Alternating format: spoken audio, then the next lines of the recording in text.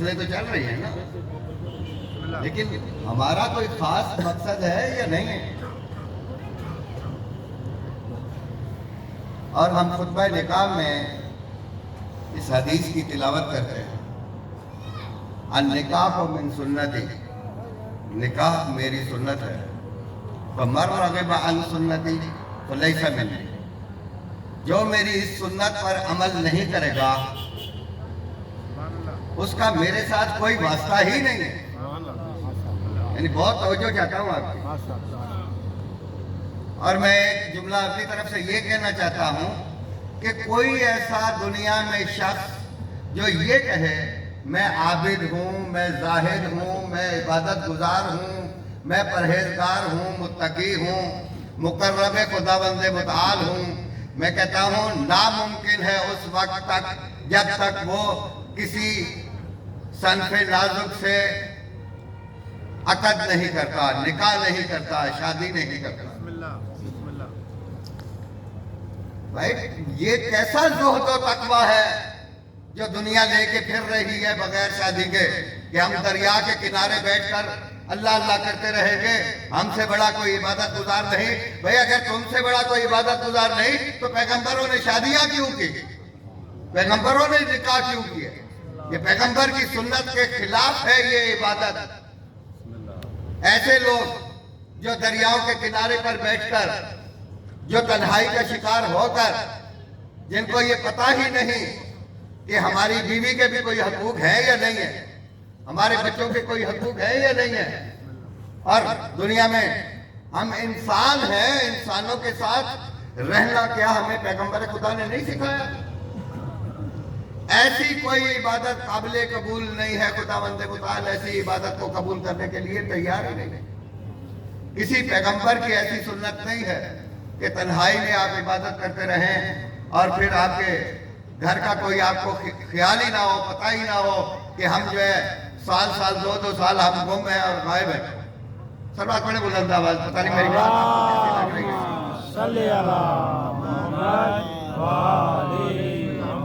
मैं उर्दू में इसलिए बोल रहा हूँ क्योंकि ये क्लिप्स वगैरह दूर तक लोग सुनते हैं, फिर उनको सुनने में दिक्कत होती है, समझने में दिक्कत होती है, चाहते हैं कि ये बातें दूसरों तक पहुंचे। और फिर मैंने आज किया कि हम क्यों शादी कर रहे हैं, क्यों निकाह करते हैं। पैगंबर खुदा सल्लल्लाहु अलैहि वसल्लम की हदीस आपकी खिदमत में एक, और दूसरी हदीस वो क्या है?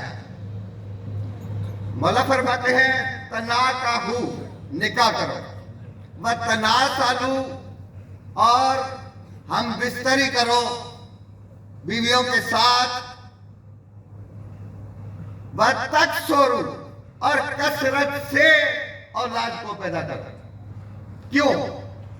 पैगंबर वजह भी बता रहे हैं, फ़इन्नी उबाही, मैं इस अमल को बहुत ज्यादा पसंद करता हूं।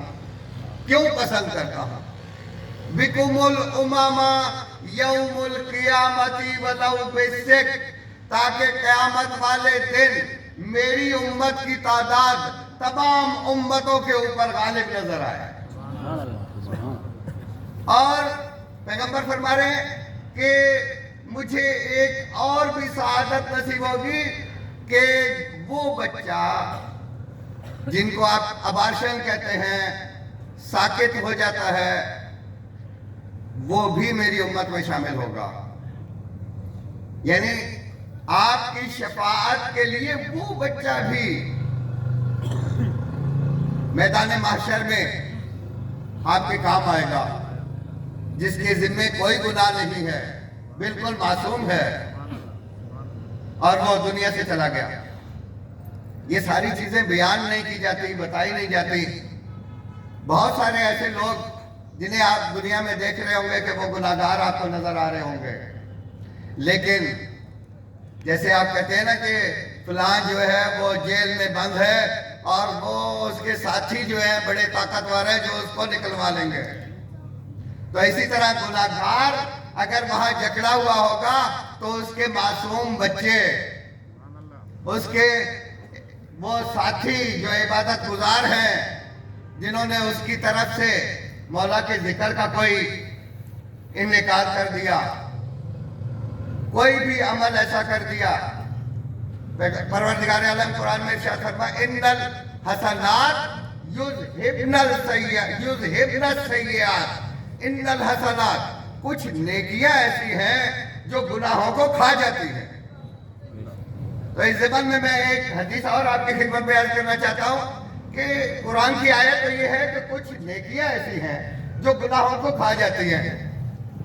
تو ایک ویسے احادیث اور اعمال کے اعتبار سے بہت ساری احادیث موجود ہیں، لیکن میں ایک حدیث کو اس لیے کہ وہ بہت زیادہ آسان عمل ہے جو گناہوں کو کھا جاتا ہے۔ پیغمبر گرامی فرماتے ہیں حب علی یأکل الذنوب کما تأکل النار الحطب، علی کی محبت گناہوں کو ایسے کھا جاتی ہے جیسے آگ لکڑی کو کھا جاتی ہے۔ اور ایسی مثال کیوں دی پیغمبر گرامی نے کہ جیسے آگ لکڑی کو کھا جاتی ہے؟ بھئی آگ لکڑی کو کھا جاتی ہے تو لکڑی دوبارہ اس خاک سے، اس راکھ سے دوبارہ لکڑی نہیں بن سکتی۔ جب لکڑی جل جاتی ہے، وہ راکھ ہو جاتی ہے، تو پھر دوبارہ لکڑی نہیں بن سکتی، لکڑی کا وجود نہیں رہتا۔ جب لکڑی کا وجود نہیں رہتا تو اس لیے پیغمبر گرامی نے یہ مثال اس لیے دی کہ علی سے جو جڑ جائے گا اس کے گناہ ایسے ختم ہو جائیں گے کہ دوبارہ ان کا کوئی وجود باقی نہیں رہے گا۔ جب گناہوں کا وجود باقی نہیں رہے گا پھر میدان محشر میں پیغمبر گرامی کو شفاعت کرنا آسان ہو جائے گی، اور علی مولا کو قسیم النار والجنہ کو پل صراط پر ٹکٹ دینا آسان ہو جائے گا، کیونکہ پل صراط پر جو ہے باقاعدہ ٹکٹ کی بات کی گئی ہے۔ لا یجوز، آپ جواز تو سمجھتے ہیں